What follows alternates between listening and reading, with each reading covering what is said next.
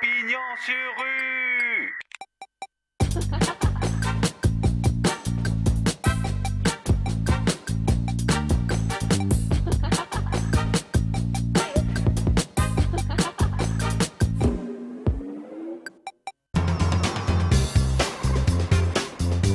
Oyez, oyez, braves gens, cette semaine, grand moment, puisque l'UNESCO a décrété la cuisine française patrimoine de l'humanité. Nous allons rejoindre un monument, les Frères Pourcel, le Jardin des Sens. Attention, c'est parti.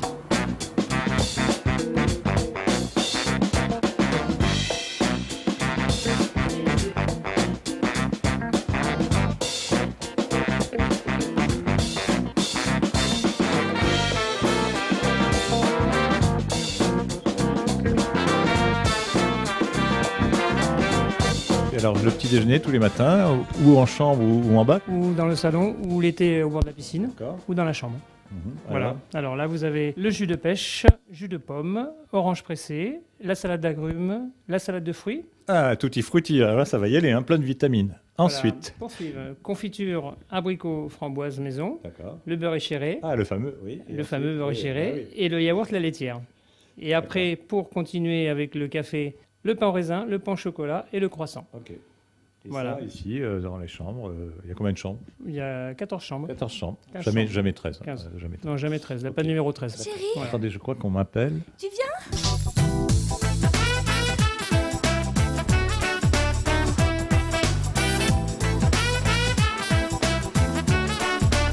Bonjour, ça va? Les cuisines, s'il vous plaît.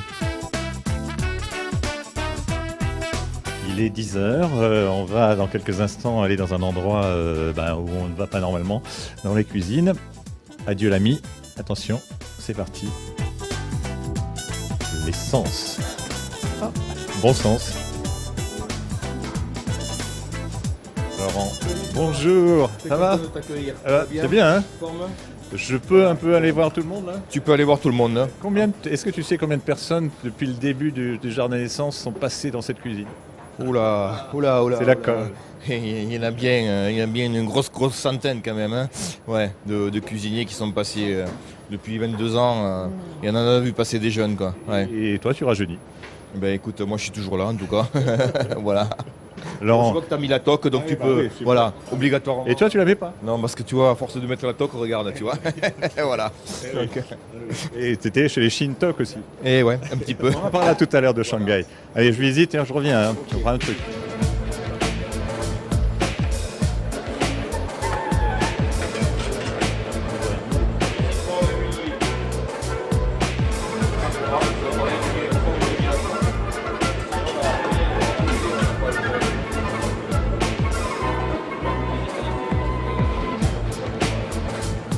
On est bien ici, non, hein, Thomas? Très bien, toujours au frais. Pour le poisson, c'est obligé. Alors, qu'est-ce qui se passe avec le poisson? C'est arrivé ce matin? Ouais, ça c'est arrivé ce matin. Ça vient de Sète, du port. On a reçu donc des ailes de raie qu'on sert. On a un banquet demain. Donc on prépare, c'est rentré spécialement pour eux. Ensuite, ce matin aussi, j'ai reçu des Saint-Pierre. Des beaux Saint-Pierre de Sète aussi qui ont été pêchés dans la nuit. Donc qui sont bien jolis, qui sont bien fermes, qui sentent bon. Donc ça c'est pour notre menu à 80. Donc encore des préparations à faire, les lever et les préparer. J'ai reçu aussi ce matin des encornets que je suis en train de préparer. Donc des beaux encornets qui sont assez sales, beaucoup de nettoyage dessus pour les vider, pour les préparer, pour qu'on les retrouve à la fin bien blancs comme on les connaît. Puis voilà ce qui est arrivé ce matin. J'ai aussi des Saint-Jacques qui sont arrivés, que je préparerai tout à l'heure. Merci Saint-Thomas. Je vous en prie.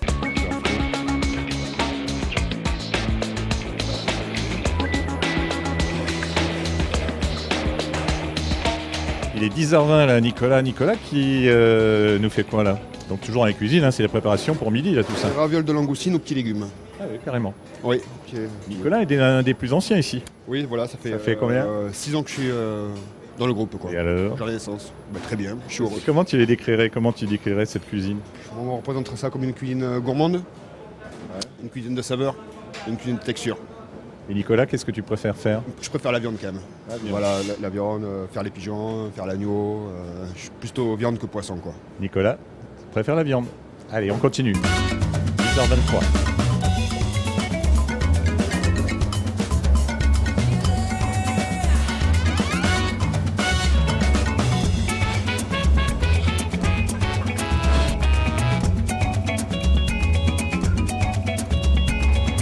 10h25, on est dans les amuse-bouches. C'est quoi alors? C'est quoi exactement? On fait un samoussa de riz de veau avec des petits légumes et de la crème réduite. Il y a le petit Lucas, il s'occupe de faire frire les croustillants dès que je lui demande, dès que les clients ils arrivent. Et après on envoie directement en salle. Petit Lucas, il nous vient d'où alors? T'es en pleine, t'as fini? Tu es dans une école? Oui, je suis au collège là. Ouais, et alors? Je suis en stage d'une semaine. Qu'est-ce que ça te fait de se retrouver ici? C'est impressionnant, savoir faire décoration et tout, puis voilà. Et c'est bien, c'est un peu votre rôle aussi d'éduquer. Ouais, c'est mon rôle. Il n'y a pas longtemps j'étais à sa place, donc maintenant c'est à moi de jouer ce rôle-là.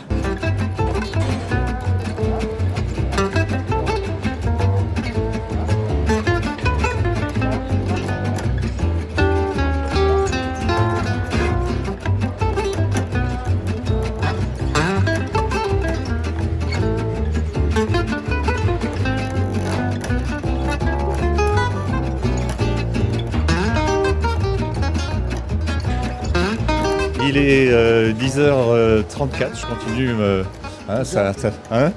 Déjà, oui. Ah oui, vous êtes en retard là par rapport au timing? Toujours. Toujours, on a l'impression. Donc là, on est en train de faire car le chef pâtissier, bien sûr, ici au Jardin des Sens, c'est très très important. Je pense. C'est la finale, c'est la fin du repas. La finale, voilà, avec le dessert. Donc voilà, je suis en train de préparer un dessert pour surtout le menu déjeuner à midi, où on va faire un petit peu de monde. Donc voilà, pourquoi je fais des agrumes, donc pamplemousse, orange et clémentine. Vous verrez peut-être à midi. D'accord. On mange en plus? Oui, on va manger. Allez, on continue parce que c'est l'heure. On va rejoindre le chef dans quelques instants parce qu'il va nous faire une recette. Il est bien luné aujourd'hui? Qui ça? Le chef? Oui, toujours. C'est vrai? Non, bien sûr.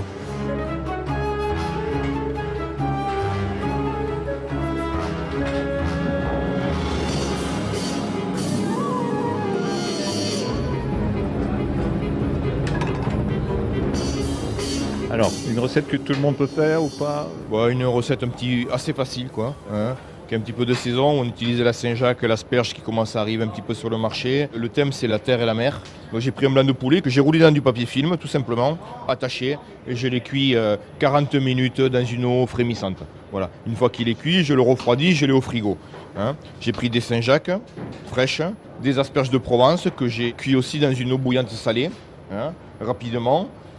Après les avoir épluchées et attachées en botte, on les garde bien vertes, un peu croquantes. Voilà, c'est un peu la tendance d'aujourd'hui aussi, les légumes croquants, quoi. Mon blanc de poulet qui a été donc poché, que j'ai gardé assez rosé, je le taille en petites rouelles. Je les range dans un petit cercle. Dessus, je vais disposer des asperges, assaisonnées avec un petit peu d'huile d'olive citron, comme ceci. Alors je prends des Saint-Jacques crus, que je vais tailler en escalope. Je les arrose aussi d'un peu de vinaigrette citron, un petit peu de citron vert. Voilà, pour amener un petit peu le côté voyage. Cette marinade, tout simplement, elle cuit un petit peu la Saint-Jacques à cru. Je range mes escalopes de Saint-Jacques sur ma petite salade d'asperges. Ceci. Ensuite, j'ai fait une petite mayonnaise, tout simplement une mayonnaise normale, dans laquelle j'ai mis jus de citron, curry, et un petit peu de spigol, qui est le colorant jaune qu'on utilise en Espagne pour le riz. La couleur est quand même primordiale. Il faut qu'une assiette, quand elle arrive, elle donne envie. Parce que quand ça donne envie, bien sûr, ça ouvre l'appétit. Un petit peu de caramel balsamique qui va amener un petit peu de douceur. Ça émoustille les papilles un petit peu.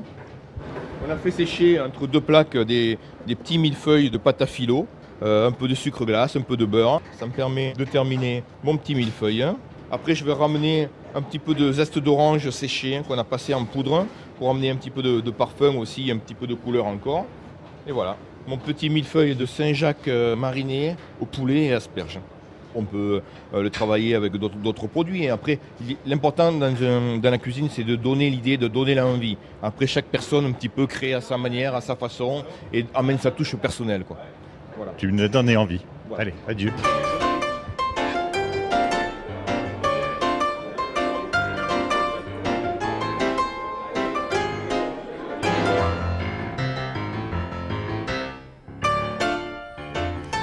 Normalement, on monte au paradis. Moi, je descends au paradis. C'est le paradis ici, Giannis, chez vous, le sommelier de ce jardin d'essence. Alors, c'est quoi ton travail perpétuel? Donc, bienvenue dans la cave du jardin. Le travail du sommelier consiste à accorder les plats avec les vins majoritairement. Donc, on essaye de se renseigner sur la cuisine du chef avec qui on travaille, à l'occurrence Jacques et Laurent Pourcel. Voilà, de voir comment les produits arrivent, voir leur cuisson et surtout l'accompagnement, ce qui les accompagne et la sauce, ce qui va donner un ton différent par rapport au vin qui va l'accompagner. Ensuite, donc, les bouteilles que l'on connaît de différentes régions. Donc, on privilégie quand même le Languedoc-Roussillon parce qu'on est sur le plus grand vignoble du monde, sur 4 départements. On peut dire qu'on est bon là, on commence à être très bon même, non? On commence à être très bon en Languedoc. On est très bon et surtout on commence à avoir, et depuis pas mal de temps par rapport, je dirais, à d'autres régions qui ont déjà bien évolué, des très bons rapports qualité-prix. Bon, il y a forcément du Pétrus, non? Il y a forcément des grands Bordeaux, donc une petite gamme de Pétrus, Château Margaux, Château Latour également. Dans le Val ça de reste Loire, ça reste pour un sommelier le summum des summums ou pas? Ça reste de très très belles bouteilles dans la région de Bordeaux, on va dire. Ensuite, pour moi, si vous voulez, dans chaque région, on peut trouver de très très bons vins. Parce qu'il ne faut pas oublier, dans l'accord mets-vins, c'est les personnes qu'on a en face de nous, qu'on ne connaît pas forcément, donc les clients, avec lesquels on va créer un petit dialogue pour savoir leur façon de consommer le vin, quel plaisir ils prennent, plutôt sur la couleur blanche ou la couleur rouge. Voilà. Et en essayant d'adapter donc la cuisine que l'on connaît, les bouteilles que l'on connaît, et la personnalité des gens qu'on a en face de nous, de trouver vraiment la bouteille qui va leur faire plaisir et qui va convenir au plat choisi. Après le paradis, il faut choisir, c'est l'enfer. Après tu mets Marco la poudre, le chef vous nous aidez, on va mettre la vinaigrette. Une fois qu'il y a la poudre de la vinaigrette, hop, on va partir.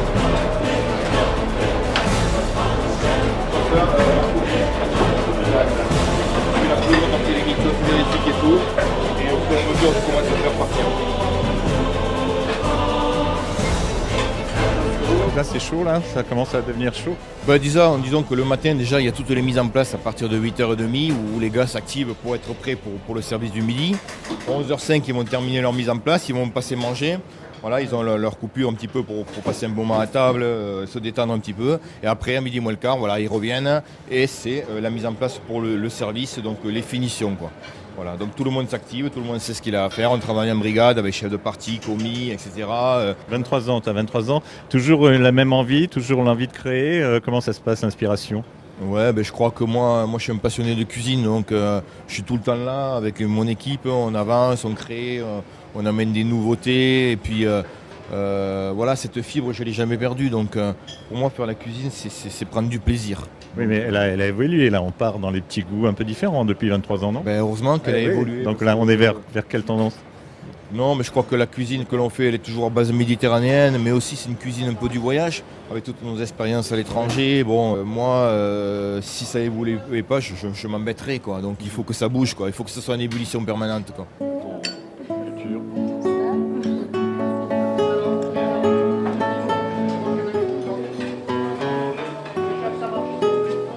Ça marche, 4 couverts, table 20, 4,45 avec 4 méditerranéens, 3 rougets.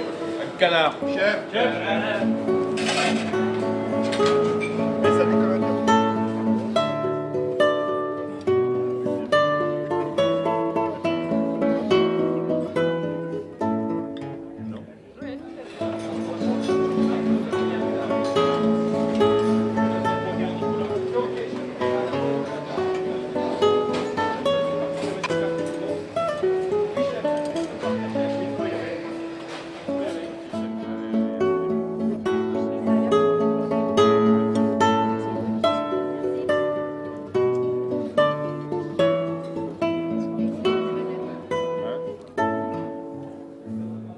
On a donc bien mangé, on a bien bu. Merci, pas petit Jésus. C'est quand même l'objectif quand on va au jardin de naissance, de bien manger, de bien boire, effectivement. On parlait avec ton frère tout à l'heure, pratiquement 25 ans. C'est énorme, non? Ce qui s'est passé en 25 ans.